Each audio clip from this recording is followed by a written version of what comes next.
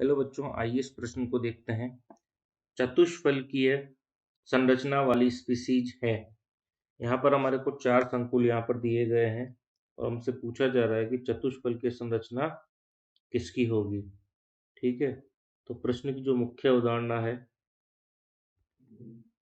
उसमें हमसे क्या पूछा गया है,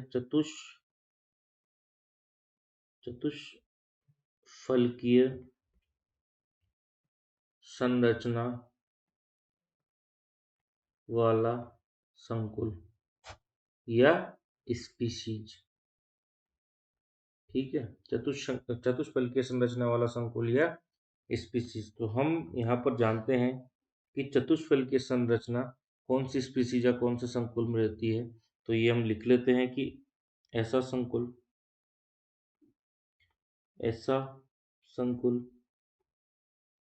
जिसकी धातु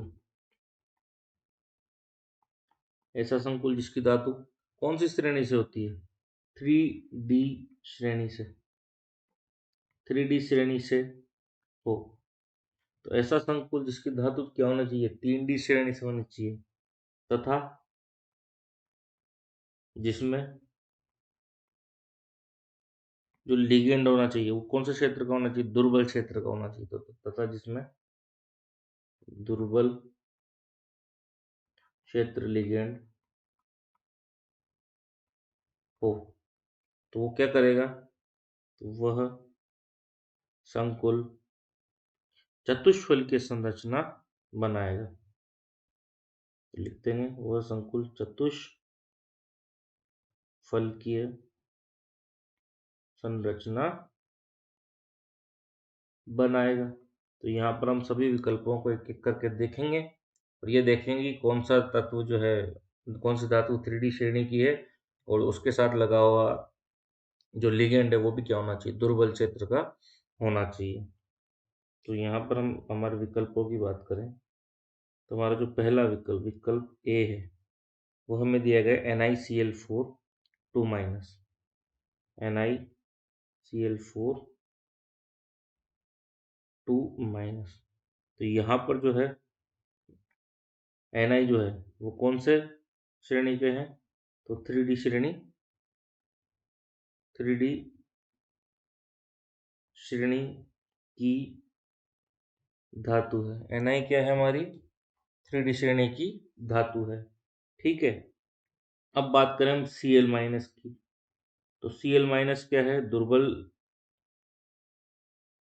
Ni के सामने Cl माइनस जो है दुर्बल लिगेंड की भांति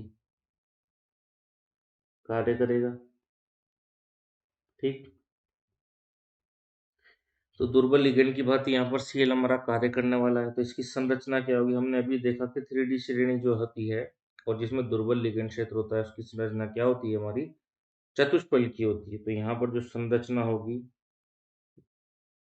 संरचना हमारी जो होगी वो क्या होगी, यहाँ पर संकरण sp3 होगा और संरचना क्या होगी हमारी चतुष्फलकीय होगी। हमसे प्रश्न पूछा है चतुष्फलकीय संरचना किसकी होगी, तो अब तक तो पहले की हो रही है।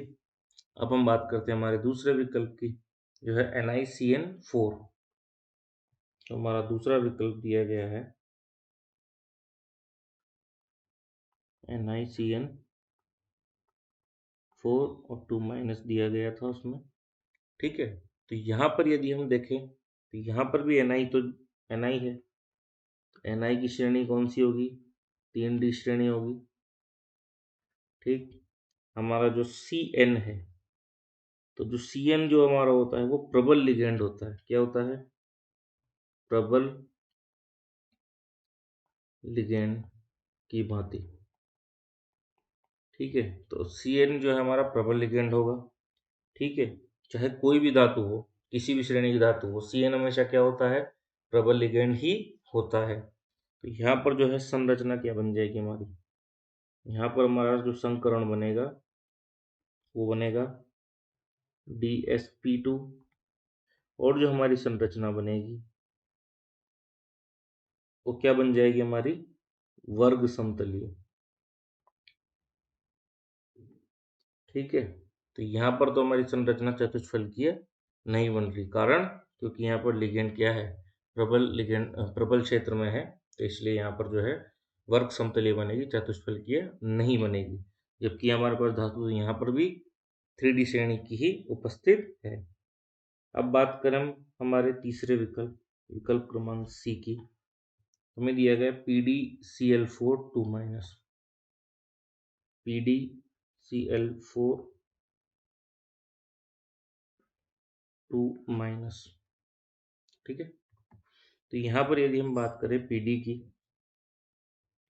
तो PD कौन सी श्रेणी में आता है हमारा, 4D श्रेणी में। तो 4D श्रेणी की धातु है ये तो हमारी, और Cl जो है वो क्या होता है हमारा, PD के समक्ष क्या होगा, प्रबल लिगेंड की भांति व्यवहार करेगा। किसकी भांति, प्रबल लिगेंड की भांति, ठीक है। तो जब 4D श्रेणी है और प्रबल लिगेंड है, तो यहाँ पे हमारा जो संकरण होगा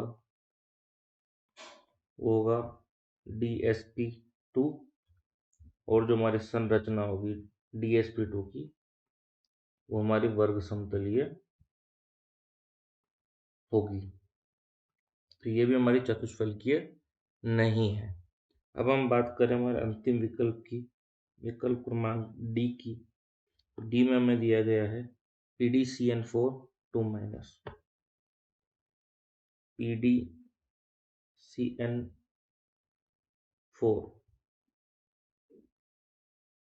2-। तो वही ऊपर वाला ये PD जो है वो 4D का ही है, ठीक है।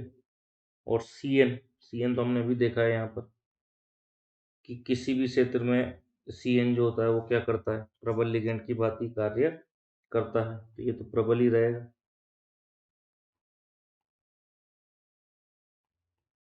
ही भांति, ठीक है। और जो इसकी संरचना होगी 4D और प्रबल लिगेंड की संरचना क्या होती है हमारी, तो संकरण हमारा DsP2 हो जाएगा, और संरचना क्या हो जाएगी हमारी, वर्ग समतलीय हो जाएगी, ठीक है। तो वर्ग समतलीय वर्ग समतलीय वर्ग समतलीय, और जो हमारा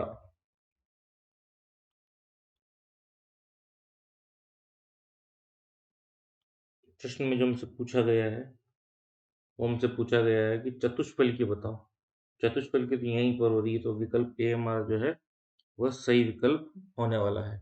आशा करते हैं आपको प्रश्न अच्छे से समझ आया होगा। धन्यवाद।